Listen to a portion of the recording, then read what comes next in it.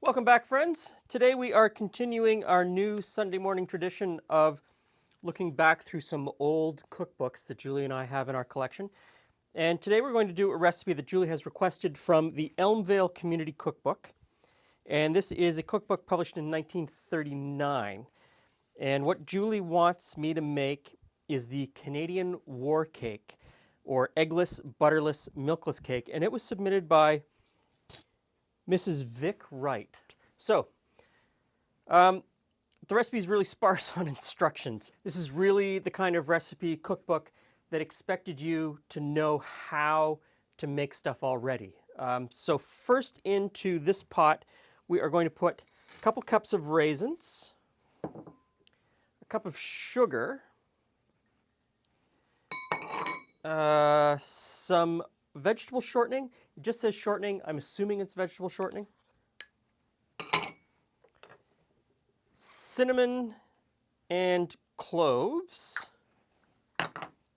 And a cup of water.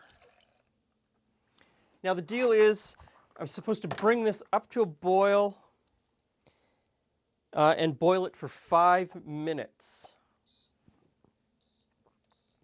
Now this recipe book is all in cups. And it's printed in 1939. And here's a little known fact, or maybe something that most people have forgotten anyway. In 1939, Canada used a different sized measuring cup than we use today. In 1939, our measuring cup was 227 milliliters, whereas the one we use today is 250. And of course, the American measuring cup is 240 milliliters, so we were different than everyone else then, although we have switched to something now. So I guess the point I'm trying to make with that is when you pick up a cookbook, any cookbook, look at any recipe and it's in cups, make sure you know what size cups they're talking about, because it could affect your outcome. Might not. You might be able to bumble through, but it could really affect your outcome.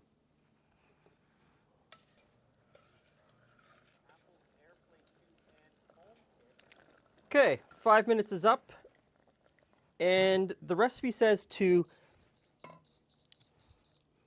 take off and cool.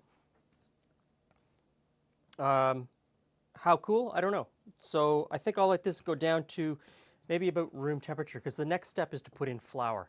And I don't think we want the flour to get too hot at this point. Now, the recipe says to add flour, but of course it's really vague on how much flour. It just says until stiff. So I'm going to measure out about a cup. I think for this recipe, about is kind of around as close as you need to be. And we'll see where that gets us, and then we'll add more if we need to. So baking soda, that goes in.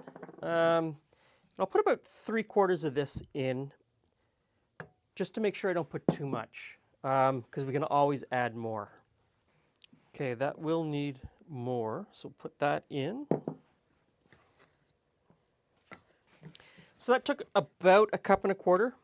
If you're going to cook from this cookbook, you apparently can't be terribly pedantic. You need to just sort of roll with it and see what happens. And since I'm just supposed to put in until it stiffens, I think that's stiffened. Now, the next thing is, this is where the recipe ends. Says that I could add walnuts or almonds if I wanted to. But it doesn't say anything about baking it. Nothing about baking it. It doesn't say what size of a pan to put it in. It doesn't say what temperature to bake it at or how long to bake it at. It just assumes that you know you need to take this and put it in a pan and put it in the oven. I'm looking at these pan sizes. I've got an 8 and a 9-inch. I think the 8-inch is the one that I want to use. Looking at other recipes that are sort of like this one, there's one right below it called the Hoover cake. And I assume that refers to the American president in the mid-30s, early to mid-30s, Hoover, who was there during the Depression. And that cake is very similar, and it says to bake it in a moderate oven until done. So, moderate oven is about 350 degrees Fahrenheit. So, spread this out.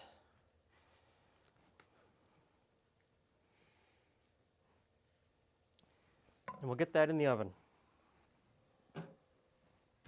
Glenn, what happened to your cake? It's in there. Is it burnt? Is Well, it doesn't look burnt, but it's not burnt. But if you look at the recipe, okay. the recipe doesn't even tell you to bake it.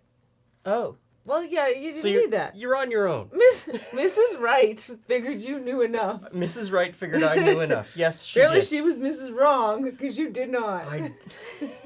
So, or maybe you did, and we'll figure it out. so I got it in the pan Okay. and I set it for 45 minutes, which seemed to be too long. But we'll see. We'll see how it.